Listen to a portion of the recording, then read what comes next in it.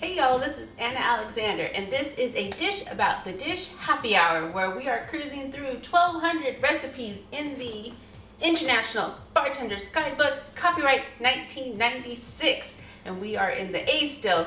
We got a lot of A's to get through.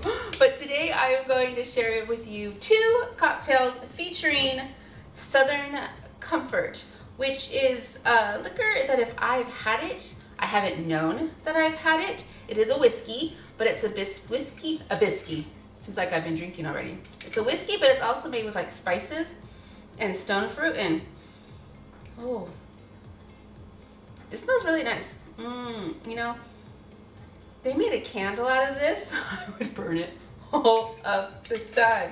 So let's get started with cocktail number one, which is called the Afterglow.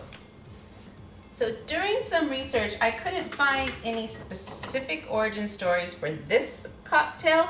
I found lots for just other cocktails called Afterglow, some of them non-alcoholic like grenadine and orange juice and whatnot. So I don't know where this one came from, but it's got my boy Jameson, so it must be delightful, right? And as always, we will have the list of ingredients down in the description below. It is a writing day, so the Right Drunk Edit Sober candle was lit, but it doesn't want to sputter, which I hope is not an indication of writing words to come. So yes, we got an ounce. I almost put that right in the glass. Ounce and a half of whiskey, which is lovely. We've got our ounce of Southern Comfort. You know,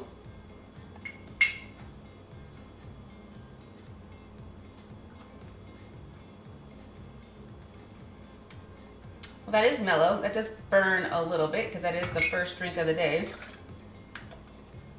Ooh, but it's nice. On the rocks, that would be rather lovely. Here's an ingredient I'm not sure about. Half an ounce of banana liqueur. Because nothing is more delicious than artificial banana flavoring. Sure.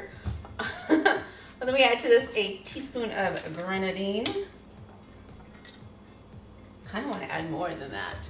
And then we also add another tisp of lemon juice. And then a few dashes of bitter, which I've since learned like a dash is like 7 or 8 drops. So why not just say like 13, 14 drops and call it good? Excellent. Now we shake.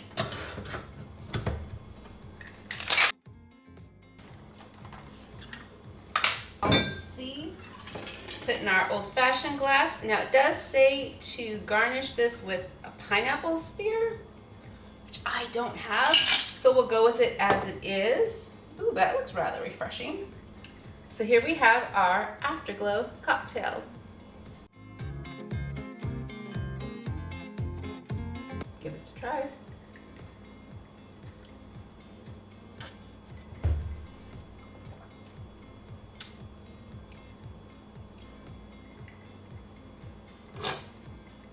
So it's funny, it's fruity, but there's a burn.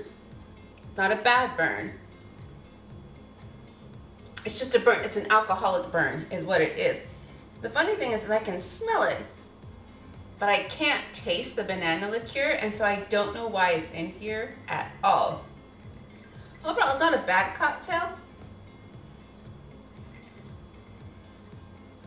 but I wouldn't say it's my go-to. Oh, do you know what I've been craving? I've been craving one of these.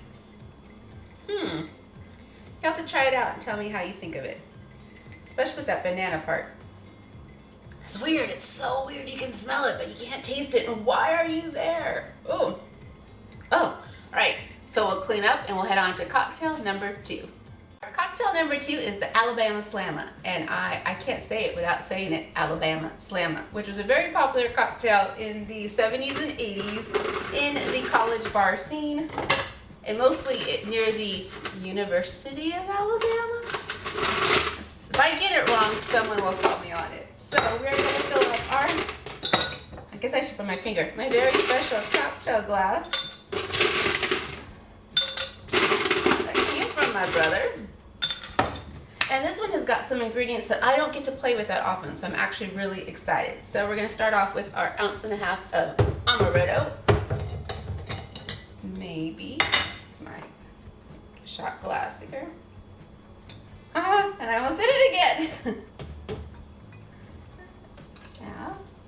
I'm gonna switch places with that. To this we also add some Sloe gin.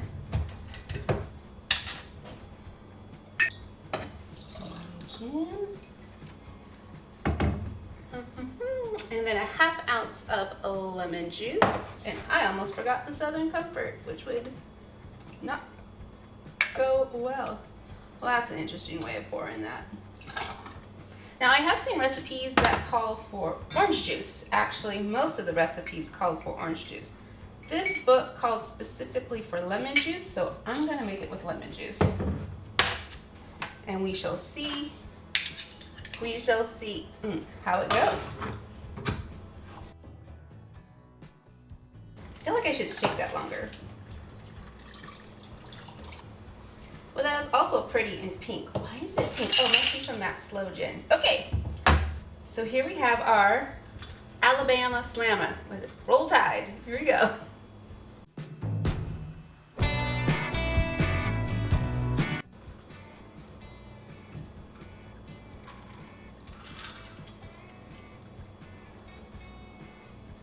Well, I can drink a gallon of these. That's for certain. This goes down easy. I think I've also seen that you can pour it in little shot glasses and take shots of it yourself. But why would you do that? I would like to sit with a nice frosty glass and enjoy this for a really long time. Oh, that's excellent. Okay, this one I would make again and again and probably even order it out. So why isn't it popular anymore? I wonder if it's named something else. I'll have to look at a menu really closely next time I am out. But those are our 2 drinks for today. Give them a try. Try this one with orange juice. Tell me what you think it is. And if you had a good time with me today, hit that like button. Please hit subscribe. It does help the channel out to be seen by more people. And of course, I'd like to see you again sometime soon. So until next time, y'all.